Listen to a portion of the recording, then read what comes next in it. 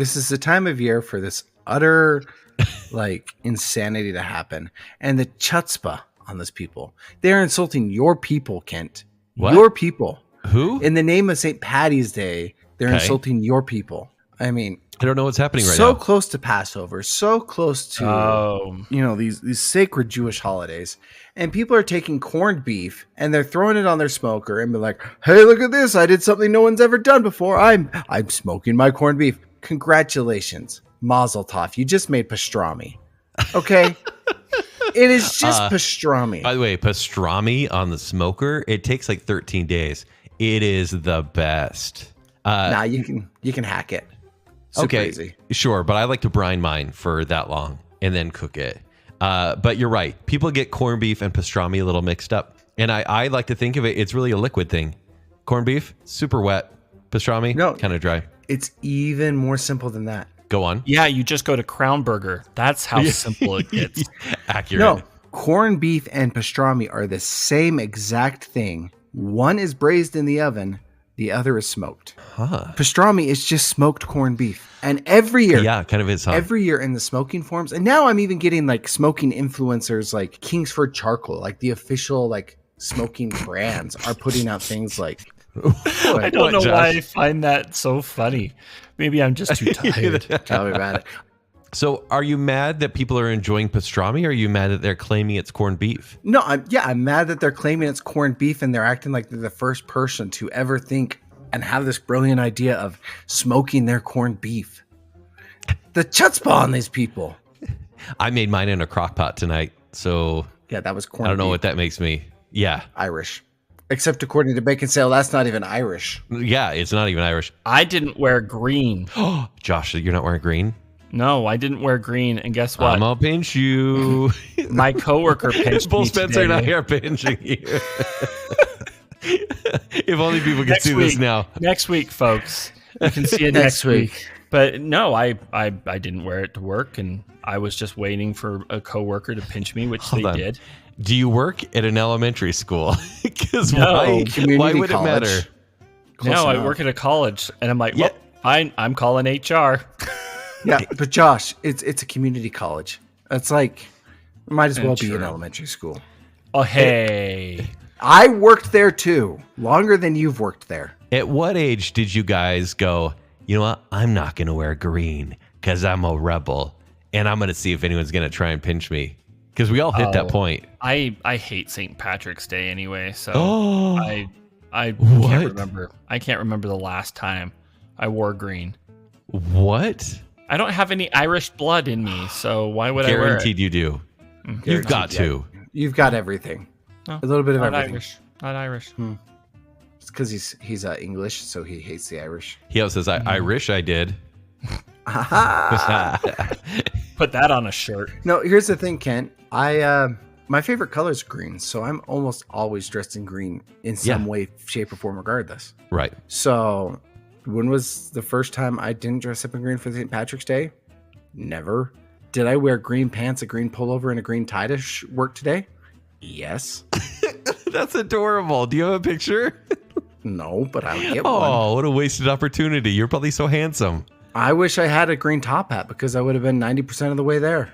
Oh my gosh. So is this because you always love green, or is it because you also love St. Patrick's Day? No, it's because I always wear green and I had to do a presentation today, so I thought, why not? But it was, I admit, it was a green cardigan, so I was basically like an Irish Mr. Rogers. Mr. O'Rogers is what I was going to say. Mr. O'Rogers. I love it. You know, I'm walking into the office. Tis a beautiful day in the office hood. A beautiful day in the office hood. Would you be mine? You sound more German, to be honest. Yeah, I was going to say, you're actually quite German. Uh-oh. You're making Kenny really nervous there. My people are getting real nervous. Don't worry. I know the difference between corned beef and pastrami. It's just a smoker. It's just a smoker. Oh, my God. Oh, my gosh. Josh, you're the one that got us the E. That is actually hilarious. I prefer to be boiled, not smoked. So... Speaking of which, you guys want to go to Crystal Hot Springs? Wait, what? Is this an actual invite? Yeah, sure. Why not? Mostly for Kent. When was the last time you went to Crystal? I feel like we've talked about this recently. When was the last time you went? Valentine's Day. Okay. Yeah, I can't go. I've seen too many people make out and straddle each other in that water. Why not us? Why not us? You know what? There's the title of the episode.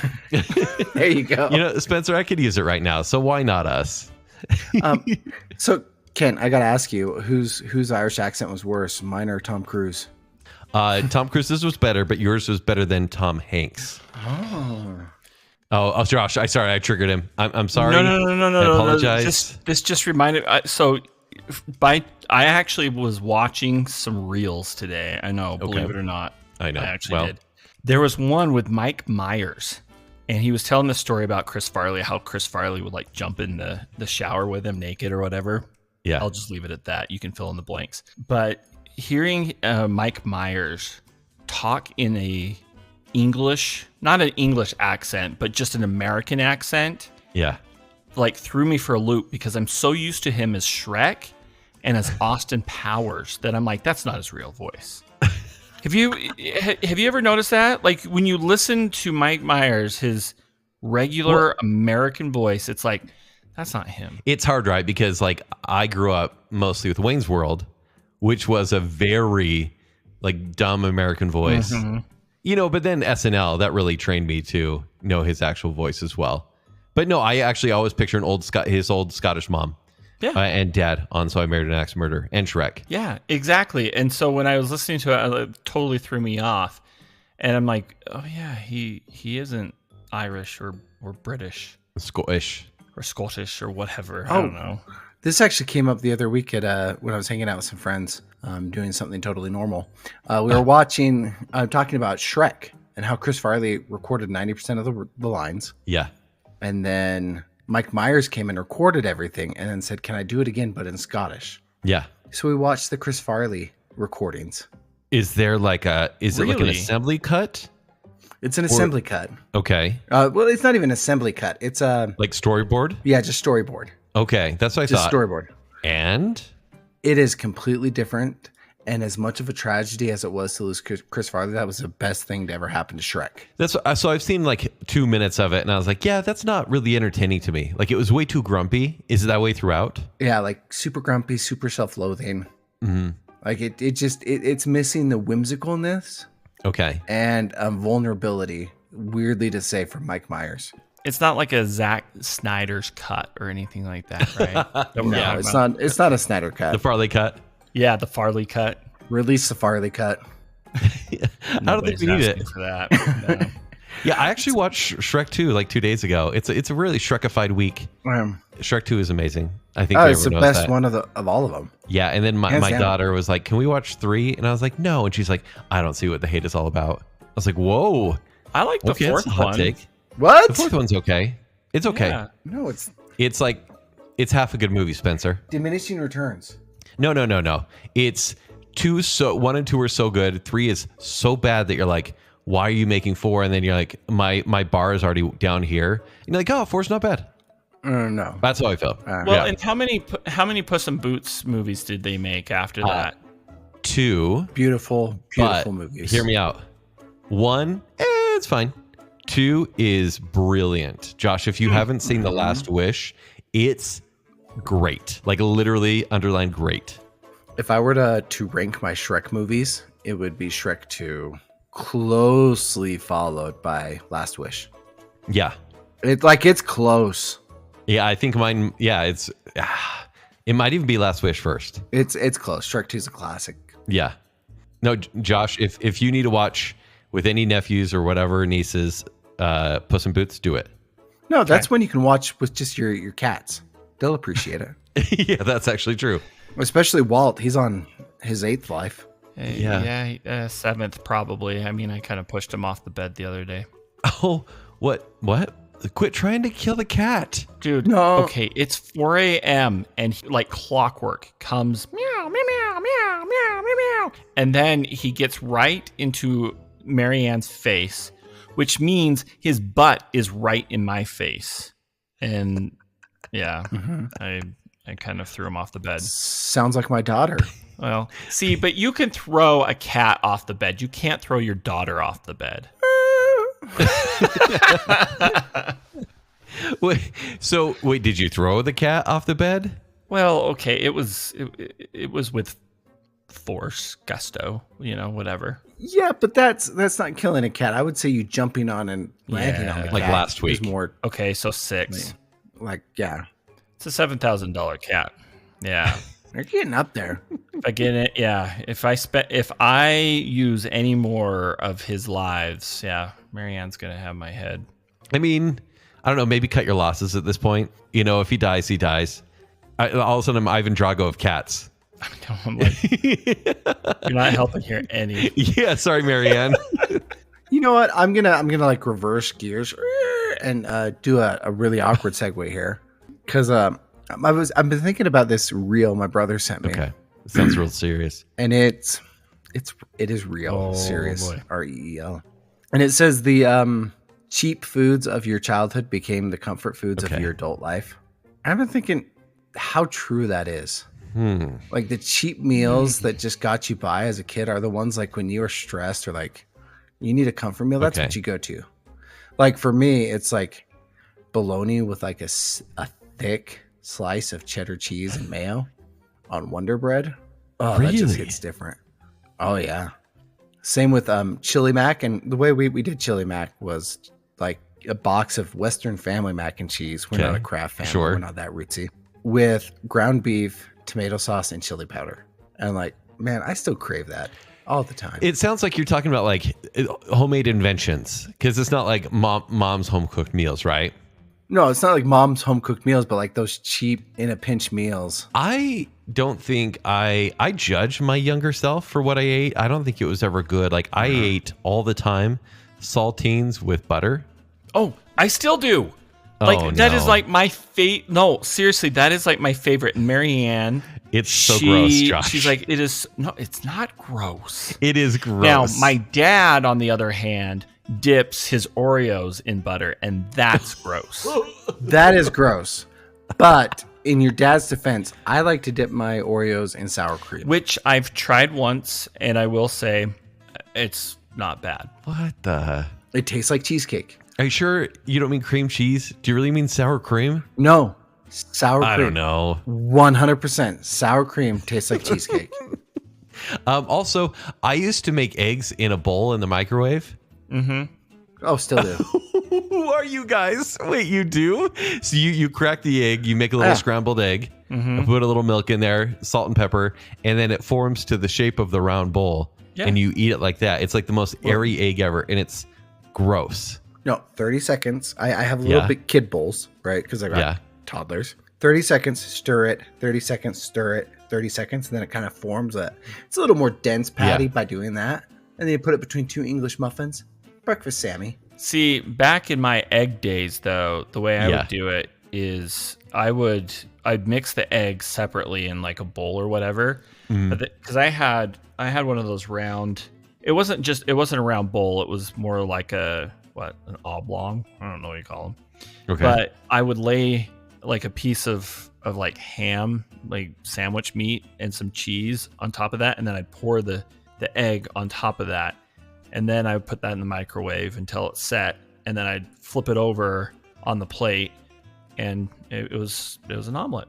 It was great. Hey Josh, are those your pregnant lady omelets? No, but got a lot of dudes that wanted them, so whatever. Wait, so what else? What did you guys eat? Like Josh, you obviously are still eating the saltines and whatnot. Is there anything that you feel like is a comfort food now that you used to love back in the day? Honestly, talking about like the cheaper stuff. Yeah. Just cheap ice cream. Like I love the cheapest vanilla ice cream that you can find. So like Western Family, slightly freezer burned. Yeah. It can't be like the vanilla bean. It's got a little crunch. It has to be the homemade churn style or whatever, the closest one to that. I mean, when it comes to like crappy ice cream, it's never crappy if you add a little bit of milk and chocolate syrup, and then you make a little shake in the bowl. Like that is, ice cream is always good when it's like that. And sprinkles. I love sprinkles for sure. I love sprinkles in pretty much anything.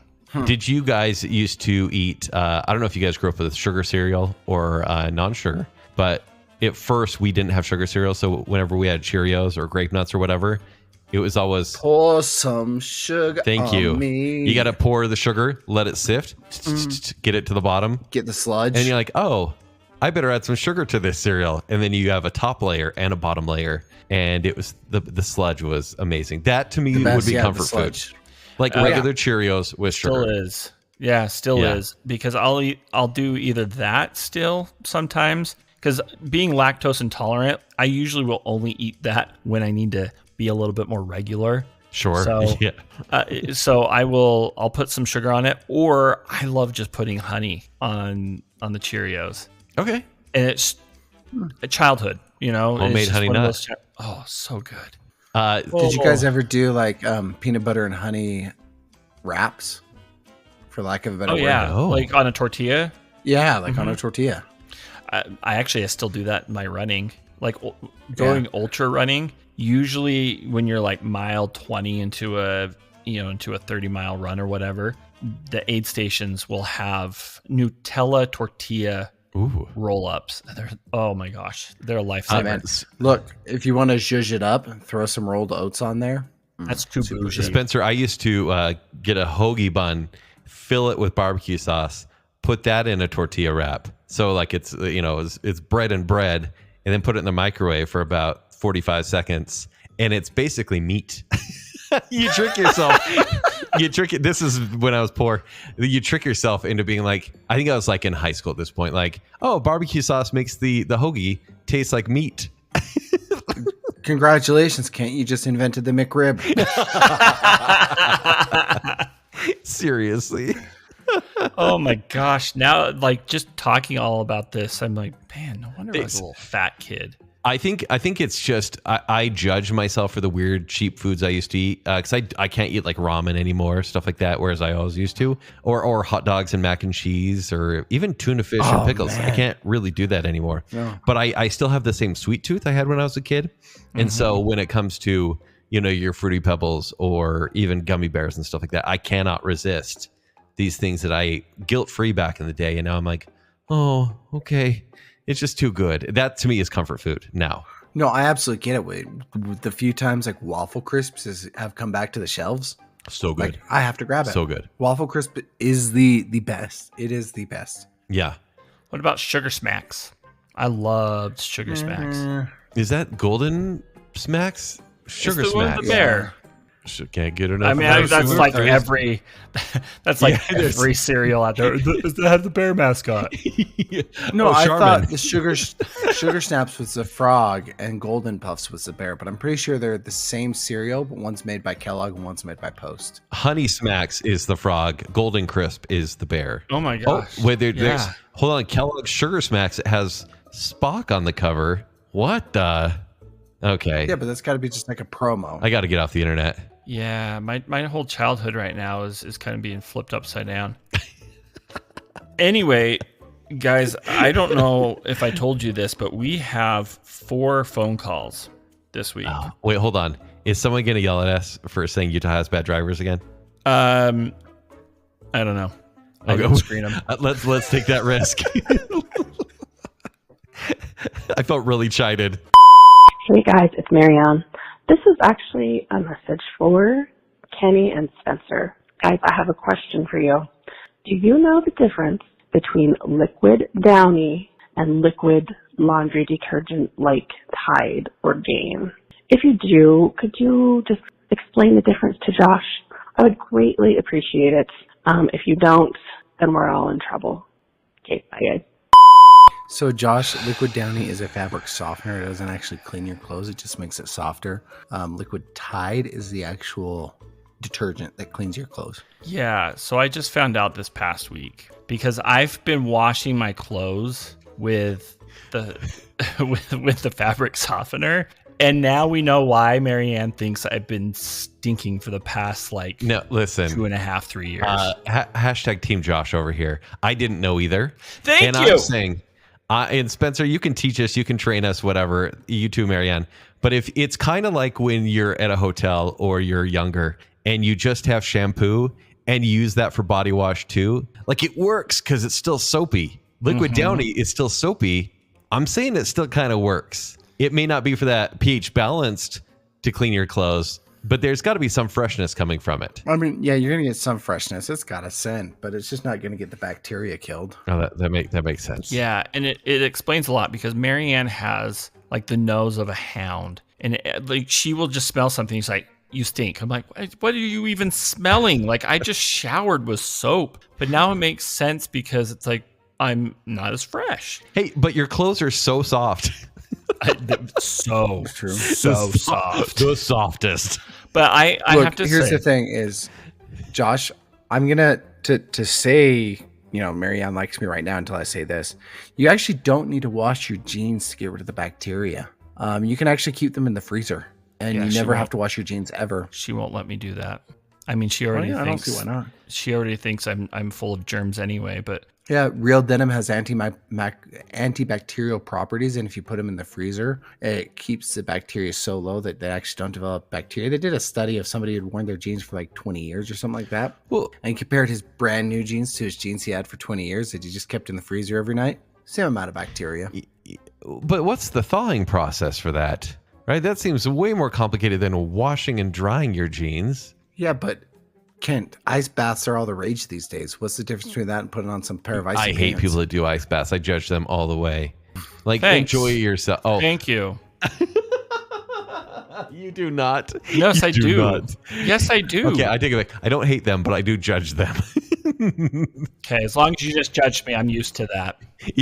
Wait, when did you start this, and why do you do this? Is this for like meditation or to punish yourself? Is it some weird religious thing? He's Mormon. The question stands. Why do I do an ice bath? Yeah. Because I run. And when I run long distances.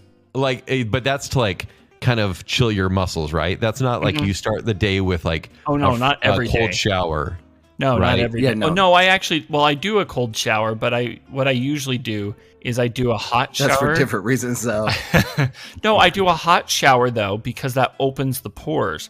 And then I quickly run underneath a cold shower. Now? And because it really does. It like rejuvenates you.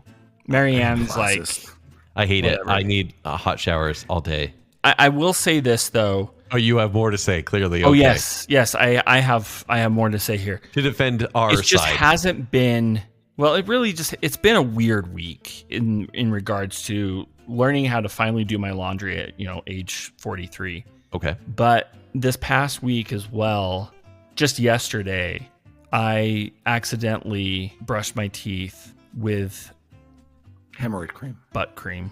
No. You called it. What, yeah. Okay. What was going through your mind as you grabbed a tube of something?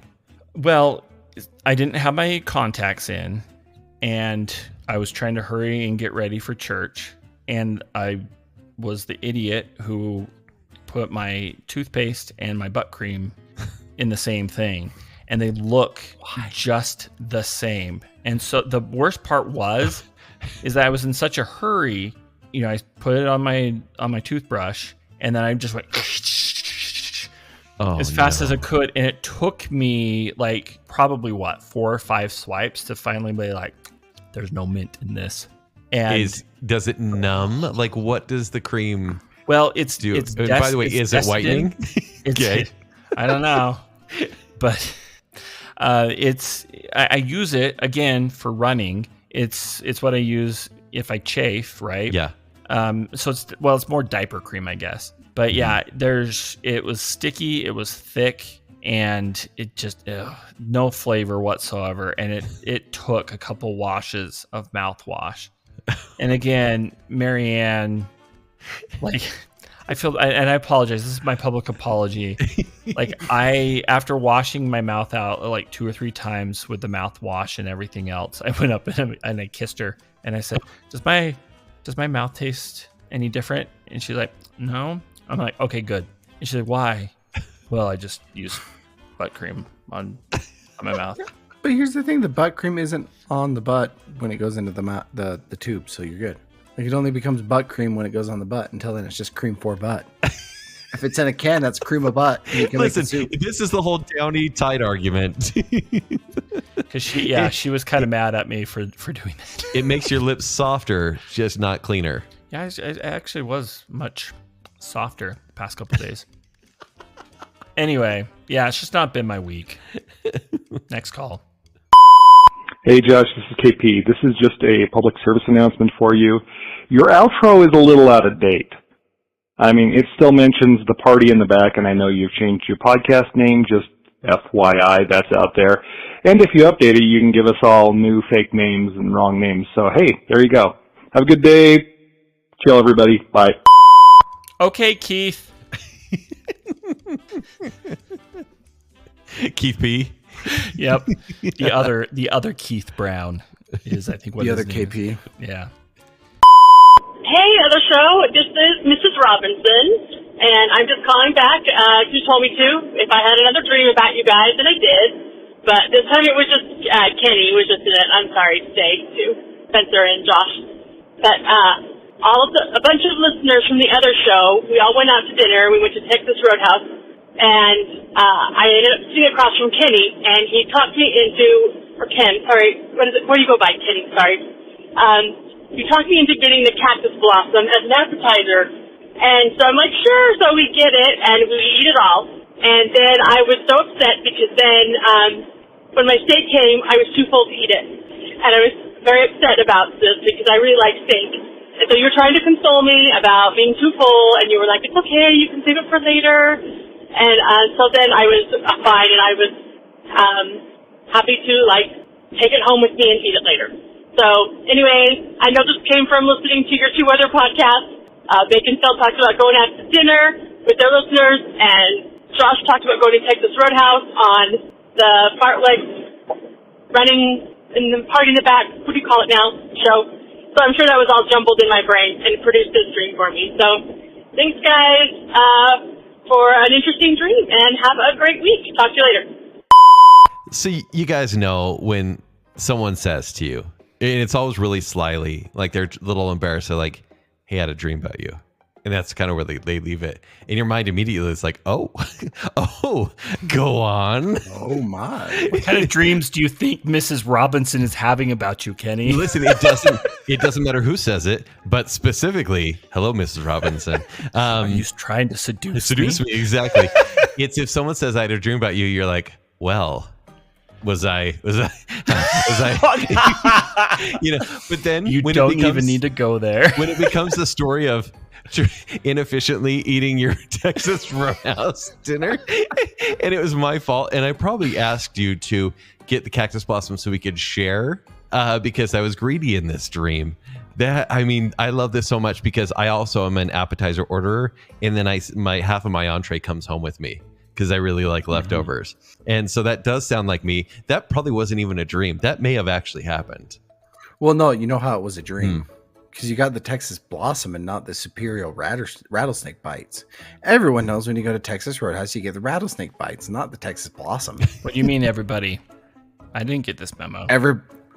Because I don't know why, because it's the best appetizer. But let's be real. If you're getting an appetizer like the rattlesnake bites or the Texas Blossom, is that what it's called? And the rolls, like you're full. You're not eating this steak. I think that's just word to the wise. I am honestly down to go to Texas Roadhouse just to get rattlesnake bites and rolls. Hey, well, we better invite Mrs. Robinson because we're gonna make your dreams come true. I'm gonna mess with her a little bit. I'm all, I know you're upset, but here's the little foam to go box. That's kind of how I picture most people's dreams of me going, is like the most mundane thing, like sharing, like an appetizer or doing my laundry. I don't know. I wonder how true that is. Marianne, let us know how your dreams of Josh go. You probably use the liquid Tide in her dreams. I do. She's like, I am so turned on right now. Next call. Hey friends, it's Jess. I realize that this may be too late to make it on this week's episode, but that's fine. I'm driving, so this may sound terrible. I don't know, but it got me thinking about what Spencer said about Utah drivers, and I'm going to have to fight him on that, actually, because a healthy amount of aggression is great when driving, and I would argue that it's the overly courteous Utah drivers that are the ones that make it terrible. Now, hear me out. In traffic, there are things that you can do to make things worse, and most of the time it's the people that are going well below the flow of traffic, or the people that decide to like brake super far back and just roll to the next person, not realizing that like 10 cars behind them, that means that a car can't make it through the intersection. So yeah, I would argue that quote unquote Utah courtesy in drivers is actually what makes it way worse for other people on the road.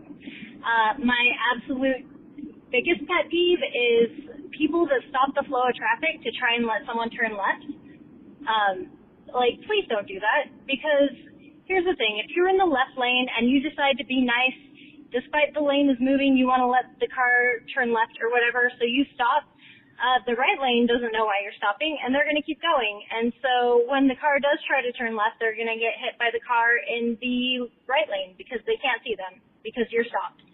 So, like, I don't know. I feel like a lot of times people are trying to be overly courteous, and that is making traffic worse and slows things down and causes more accidents than you would probably think. Probably way more accidents than people just, like, being slightly aggressive. Now, there are, like, crazy aggressive drivers, whatever, yeah, they're terrible.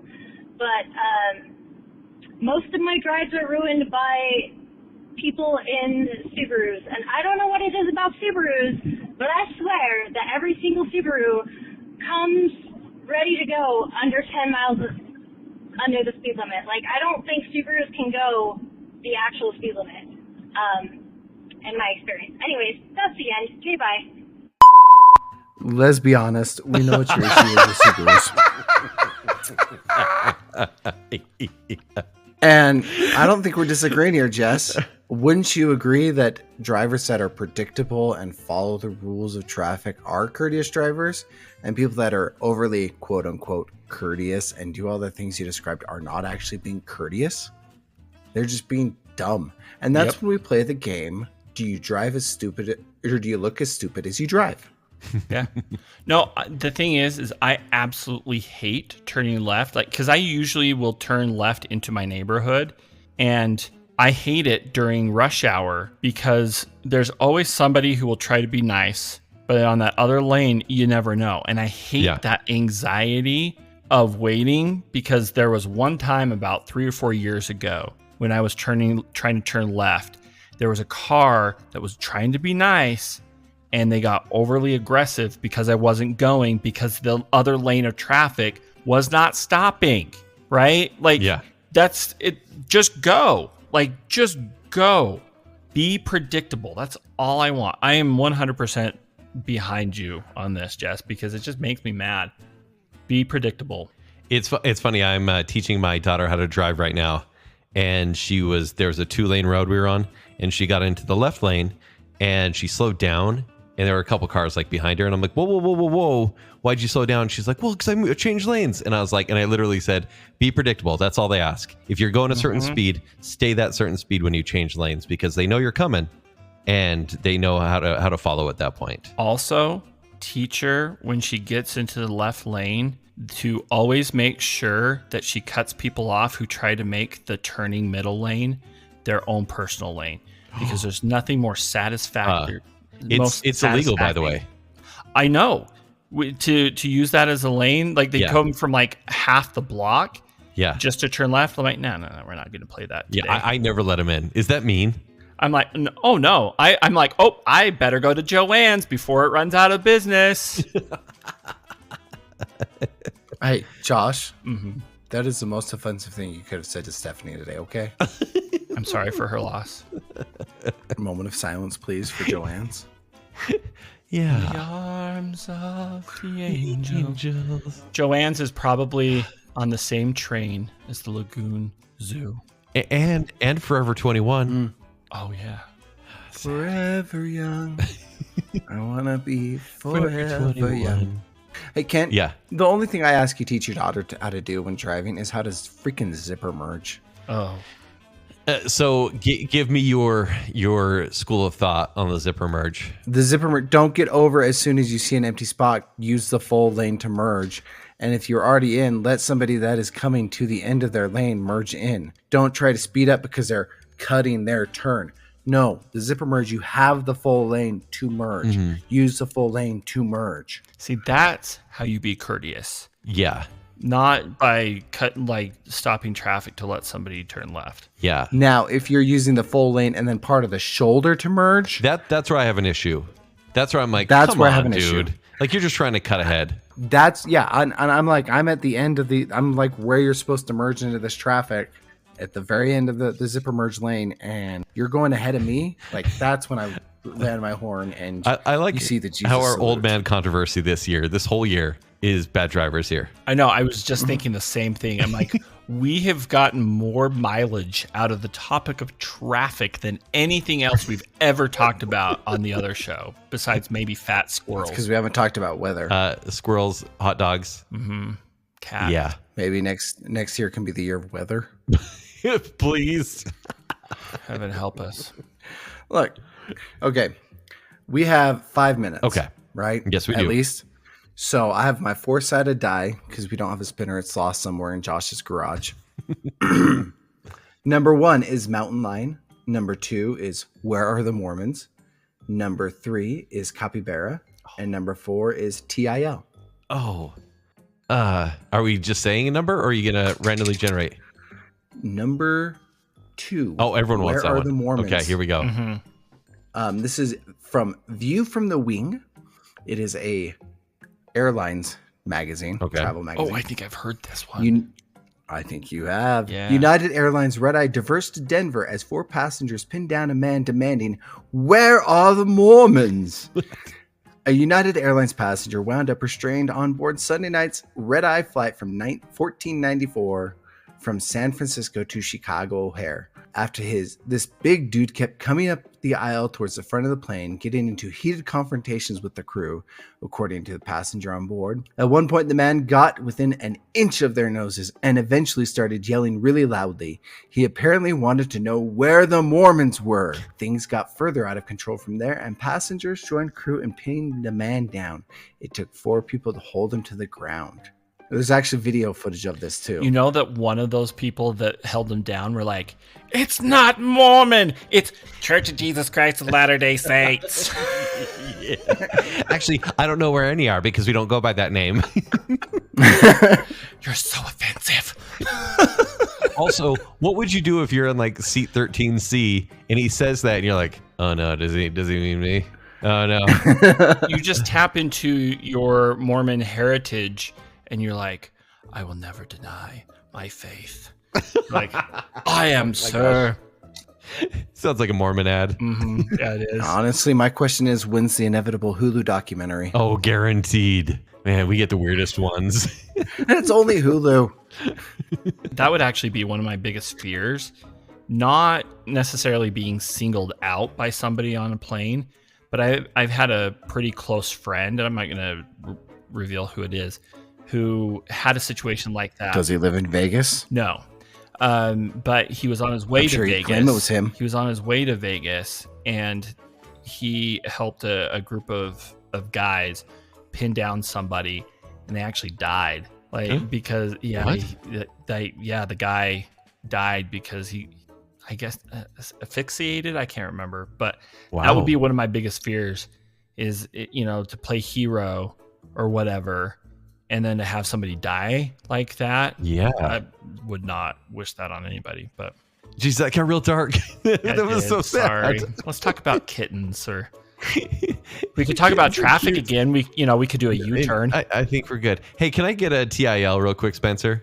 Can I get a number 4? Do you want the TIL? Yes, I do. Yeah, let's wash it out with butt cream. Oh my gosh. Well, TIL, Matthew Beard, Stymie Beard from Little Rascals, aka our gang, had 13 brothers and sisters. Because his paycheck helped paid for his family to survive, his parents allowed him to name his younger brothers and sisters. His parents subsequently let him name his other siblings as they were born. Okay.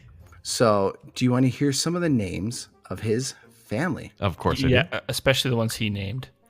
Okay, so just for context, do you know which character Matthew Beard played? He's Buckwheat, wasn't he? Basically, yeah. He's Stymie, which was proto-Buckwheat. He named one Dickie after Dickie Moore. Okay. Of course. He also renamed his brother. So What? not picked the name. His brother had a name. What? He renamed his younger brother Bobby Cotton. Okay. That sounds racist, but I know it's not, considering everything there. He just wants to kill Castro. His younger sister he named Betty Jane. And then he named his other younger sister Carlina. And Spencer, I'm not going to lie. Can I stop you right here? This is the worst story ever. I just said it was a TIL. It wasn't a story. Because here I was thinking, oh, he's going to name him like Robot. He's going to name him Hamburger. He's going to name him, Godzilla. But you're like, I was waiting for Spanky Jr. Yeah. But Bobby Cotton and No. Charles. He renamed his younger brother. His brother's no longer Bobby. It's now Cotton. Yeah, still. Just Cotton. Look, would it make you feel better if a proving policeman was in a capybara costume making drug busts on Valentine's Day? Stupid BBC. Police body cam footage shows the moment officers use a capybara costume to carry out a drug raid in Peru's capital of Lima. The Escuadrón Verde police group is specialized unit of Peruvian National Police who often disguise their agents in fancy dress during festivities. The head of the unit, Colonel Pedro Rojas. You've just listened to The Other Show starring Kent Dunn, Josh Hansen, and Spencer Myers. The Other Show is a Fat Squirrel production founded and produced by Kent Dunn, Josh Hansen, and Spencer Myers. Show design and audio editing is done by me, Josh Hansen. Sales manager is Spencer Myers, and director of audio and visual sex appeal is Kent Dunn. The Other Show is generously supported by our friends on Patreon. A huge thank you to our friends with benefits tier. These friends are contributing a minimum of $25 a month, which in return comes with some rather significant benefits, including the weekly off-the-cuff episodes of The Other Show, monthly bonus episodes, quarterly live Q&A shows, and exclusive swag and perks. A huge thank you to our favorite Brit Jonathan Vasker, the lovely and talented Mrs. Robinson, the one and only Chris Anderson, Brandon from Popflea Cards, Lady Terry A. Findley, the proud Disney mom Tanya Budge, Sensei KP Brown, Dave It's Rick Not Dick Smith, and of course our newest friend with benefits, Melanie Millring.to. Support The Other Show on Patreon. Visit patreon.com/theothershow to join. Please rate, review, and subscribe to The Other Show on Apple Podcasts, Spotify, iHeartRadio, YouTube, or wherever podcasts are found. Follow us on Facebook, Instagram, and X to better connect with us and other fans of The Other Show. Join our Facebook group, The Other Group. For past episodes, links to our other shows, and to shop for show swag, visit our website. Remember, when you're not listening to me here on The Other Show, you can hear me on my other show, the Fartlek Running Podcast Show. You can hear me on my other show, Baconsale. On this occasion, Valentine's Day Lover's Day, we thought to camouflage ourselves to the characters of a capybara. Peruvian police have previously dressed their officers up as Marvel characters Spider-Man, Captain America, Thor, Black Widow, and Kent.